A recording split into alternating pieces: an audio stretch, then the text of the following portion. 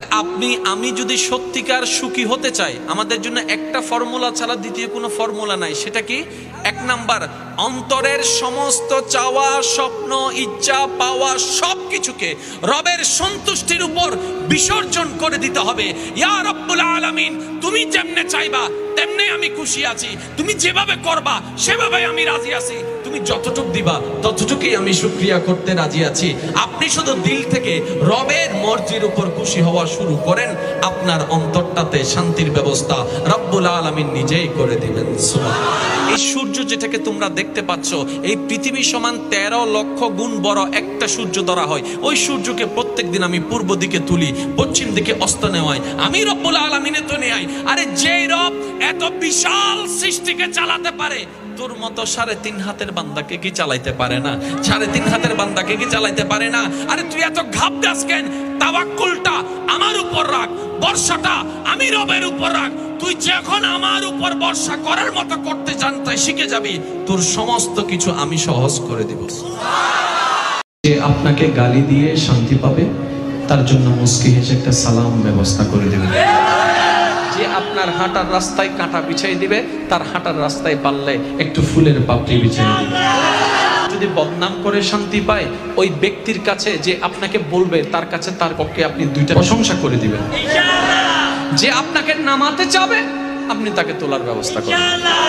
Total হিসাব যেদিন টান দিবেন, লাভ আপনার, এই জগতেও ওই জগতেও। এবার আপনি বলছেন কিভাবে ভাইজান? আপনি বলছেন আমার লাভ, ও আমাকে গালি দিয়ে চলে গেল, আমি কি গালি কম জানি? আমি তো গালির উপর পিএইচডি করেছিলাম। আমি বললাম ভাই শুনো, একটা হচ্ছে গালি দাতা আর একটা হচ্ছে সালাম দাতা, দুই ব্যক্তি এক জায়গায়, দোনোটার কর্ম দেখছেন কে? আল্লাহ। এবার আপনি বলেন, আপনি যে আল্লাহকে বিশ্বাস করেন, সেই আল্লাহ রহমতটা কার দিকে দিবে? গালির দিকে নাকি সালামের দিকে? আরো জোরে বলেন। এবার সালাম দাতা যদি আপনি হন, রহমত আমার। একটা বান্দা আল্লাহর বিচারে যাওয়ার সাথে সাথে তার চতুর্দিকে রহমতের একটা পর্দা এসে তাকে ঘেরাও করে ফেলবে। ওই মাহশারে যারা থাকবে তারা কিছু দেখবেও না, শুনবেও না। কিছুক্ষণ পরে সে পর্দা নামবে, সে জান্নাতের দিকে চলে যাবে। এখন সে বান্দা রবকে জিজ্ঞেস করবে, মওলা আমি আসার সাথে সাথে পর্দা করে দিলাম, বিষয়টা তো বুঝলাম না, এই দয়ার বিশেষ কারণটা কি? আমার রব, আপনার রব সেই দিন বলবেন, তুমি তো সে বান্দা যে অনেকের গোপন খবর জানার পরও কখনো কাউকে বলে তাকে বেইজ্জত করো নাই। তুমি আমার বান্দার গোপন খবর গোপন রেখেছো, আজকে আমি তোমার গোপন খবরকে গোপন রাখার জন্য ব্যবস্থা করেছি। যারা লাইফে সাকসেস করতে চান, আমি আমার জীবন থেকে আপনাদেরকে একটা কথা বলবো, যাই হোক, যেমন হোক, যেভাবে হোক, মন মতো হোক, মন মতো না হোক, বিবেকসম্মত হোক, বিবেকসম্মত না হোক, বুঝে আসুক না আসুক, কোন প্রকার আপত্তি ছাড়া আল্লাহর উপর ভরসা করে ধৈর্যকে সাথে নিয়ে শুধু মুখে একটা শব্দ রাখবেন, আলহামদুলিল্লাহ, আলহামদুলিল্লাহ, আলহামদুলিল্লাহ, আলহামদুলিল্লাহ, আলহামদুলিল্লাহ। পাইলে আলহামদুলিল্লাহ, না পাইলে আলহামদুলিল্লাহ।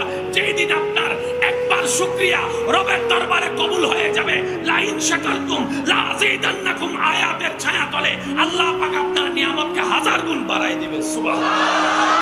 ধৈর্য ধরার চাইতে বড় কঠিন হচ্ছে শুকর করা।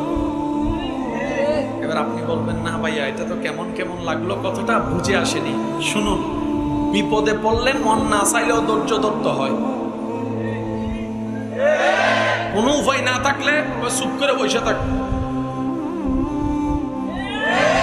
কিন্তু শুকরিয়া করার জন্য মনের দরকার আছে না নাই? সুন্দর চিন্তার দরকার আছে না নাই? কত ফকিরকে আল্লাহ কোটিপতি বানানোর পরে শুকরিয়া করার কথা ভুলে যায়, এরকম হাজার হাজার কোটিপতি আছে না নাই? অসুস্থ ছিল, বারবার আল্লাহকে ডেকেছে, সুস্থ হওয়ার পরে আল্লাহর দরবারে ঝুঁকে নাই, এমনও মানুষ। সেজন্য ধৈর্য ধরার চাইতে বড় কঠিন হচ্ছে শুকরিয়া করা। আল্লাহ তাআলা কাউকে ধনী বানিয়েছেন, যাদেরকে দেখে আমাদের মতো গরিবরা মাঝে মধ্যে মনে প্রশ্ন করি, মওলা তুমি তো চাইলে আমাকেও দিতে পারতাম, আমাকে দাও নাই কেন? রব বলে, তোকে বেশি ভালোবাসি তাই দিই। একটু জোরে ইয়া রব। এটা আবার কেমন ভালোবাসা? এটা আবার কেমন ভালোবাসা? লুঙ্গি একটা দিলা, সেটাও সিরা। মওলা এটা তোমার তোমার কেমন ভালোবাসা, হাত একটা দিলা সেটাও বাঁকা।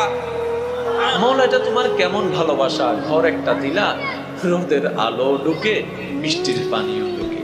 মৌলা এটা তোমার কেমন ভালোবাসা, যে ভালোবাসায় এত কষ্ট পাওয়া যায়। মৌলা এটা তোমার কেমন ভালোবাসা, যে ভালোবাসায় এত অশান্তি পাওয়া যায়। রব বলে আমি চাই তুই জান্নাতে থাকবি, আমি চাই তুই জান্নাতের সম্মানে থাকবি, আমি চাই হাসরের মধ্যে অন্য সব কোটিপতিরা যখন হিসাব দিতে ব্যস্ত থাকবে, ওই কোটি কোটি বছর যেন তোকে দাঁড়াইতে না হয়, সেজন্য গরিব বানিয়ে তোর রাস্তা সহজ করে দিয়েছে। আমি মা বাবাকে শ্রদ্ধার সাথে বলি, অন্তত আপনার সন্তানকে ন্যূনতম এতটুক জ্ঞান, এতটুক বার্তা, এতটুক নলেজ দিয়ে দেন। নবী রাসূলের জীবনী সম্পর্কে শুনান, সাহাবায়ে কেরামের আদর্শ সম্পর্কে শুনান, আহলে বায়তের আদর্শ সম্পর্কে শুনান, আল্লাহর ওলিদের আল্লাহর প্রতি ভক্তি, শ্রদ্ধা, তাওয়াক্কুল কেমন ছিল এগুলো একটু শুনান। এই সন্তান কখনো আপনার সাথে বেয়াদবি করবে না। আপনি বুড়া হয়ে গেলে ওই বউ নিয়ে কখনো একা খাবে না। যতদিন আপনি বেঁচে থাকবেন আপনাকে চোখের উপর করে রাখবে। অনেকে আছে না, রাগ করে রাস্তা বন্ধ করে দেয়, রাস্তা বন্ধ করে দেয়, পানি বন্ধ করে দেয়, কারেন্ট বন্ধ করে দেয়, এটা বন্ধ করে দেয়, সেটা বন্ধ করে দেয়। বলেন রিজিক বন্ধ করতে পারবে? এই পয়েন্ট, এই জায়গায় যদি আমরা একটু বুঝতে পারি তাহলে হিংসা অর্ধেক শেষ। আওয়াজ দিয়ে বলেন, যার রিজিকে যেটা আছে সেটা যদি সমুদ্রের তলদেশেও থাকে, একদিন না একদিন সে পাবে কি পাবে না? আর রিজিকে যদি না থাকে, চোখের সামনে হাতের নাগালে থাকলো সে কখনো পাবে?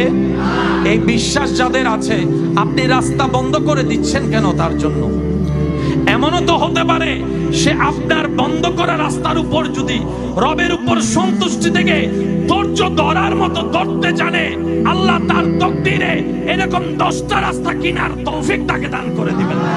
এমন অনেক ভাই বোন আছেন, হয়তো আমার সাথে একমত হবেন, একটা সময় জীবন এমন গিয়েছে এক বেলা খাবার জুগাইলে আরেক বেলা নিয়ে টেনশন করতে হতো। আজকে সে ভাইয়ের ঘরের মধ্যে দেখেন বাজারের অভাব নাই, ফ্রিজ ভর্তি বাজার আছে, পকেট ভর্তি টাকা আছে। জিজ্ঞেস করুন, উনি বলবে আমি পরিশ্রম করেছি, রবের উপর ভরসা রেখে করেছি। সুবহানাল্লাহ। আমি কখনো হার মানি নাই, আমি কখনো ভেঙে যাই নাই। জীবনের প্রত্যেকটা পরিস্থিতিতে আমি আলহামদুলিল্লাহ বলে রবের শুকরিয়া করে করে রবের উপর সন্তুষ্টি রেখে চোখ বন্ধ করে পথ চলতে গিয়েছি। আমার রাস্তা বন্ধ করে দেনেওয়ালা রাস্তা বন্ধ করে দিয়েছে, পানি বন্ধ করনেওয়ালা পানি বন্ধ করেছে, কিন্তু আমার ধৈর্য আমাকে এমন মকামে পৌঁছায় দিয়েছে, বন্ধকারীরা নিচে পড়ে আছে, এখন আমাকে আল্লাহ তাদের উপরে তুলে দিয়েছে। সব দোষ সন্তানের নয়, কিছু কিছু দোষ মা বাবারও আছে। এবার আপনি বলবেন আমার মা বাবা, আমার কি দোষ? আমি বলবো আমি আপনাকে অপমান কিংবা অসম্মান করার জন্য দোষ বলছি না, মাফ করবেন আমাকে।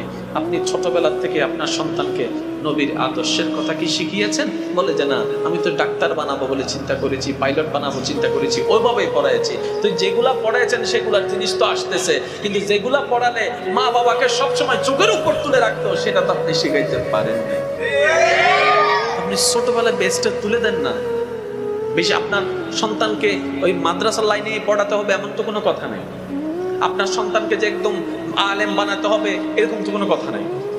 অন্তত এতটুকু করেন না যেন সন্তান আপনাকে সর্বাবস্থায় শ্রদ্ধার সাথে রাখে। আপনার কোনো কথায় কষ্ট লাগলেও পিছনে এগিয়ে কান্না করলে অন্তত যেন আপনার চোখে চোখ রেখে বেয়াদবি যেন না করে। আল্লাহ পাক বলে, বান্দা এই পৃথিবীতে টিকে থাকার জন্য তোর জন্য তুই একাই যথেষ্ট। আমি আল্লাহ তোকে সেভাবে তৈরি করে পাঠিয়ে দিয়েছি। তুই ভিক্ষুক হবি আমি রবের দরবারে। আমি তোকে কারো জন্য ভিক্ষুক হিসেবে বানাই নাই। কেন নিজের অস্তিত্বকে বিলন করে অন্যের কাছে ভিক্ষুক হচ্ছিস? কারো কাছে ভিক্ষুক হইস না, আমি রবের কাছে ভিক্ষুক হয়ে থাক। যে আমি রবের দরবারে ভিক্ষুক হবে, আমার নবী মুস্তাফার দরবারে ভিক্ষুক হবে, সে অন্য জায়গায় বাদশাহী করতে পারবে। সুবহান। আপনার ঘরে যখনই মেহমান আসবে, বিন বোলায়া মেহমান, বিনা টাইমে মেহমান, বুঝবেন আপনার রব আপনার কল্যাণ চাচ্ছেন, রহমত করছেন আপনার ঘরে রিজিকে বরকত দেওয়ার জন্য। সুবহান। দ্বিতীয় নাম্বার, রব বলে যে আমি যখন খুশি হই, যার উপর খুশি হই, যে টাইমটাতে খুশি হই, সেই ঘরে সেই পরিবারে আমি কন্যা সন্তান পাঠাই।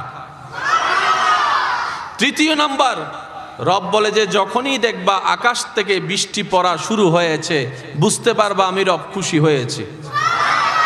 কয়টা নিদর্শন?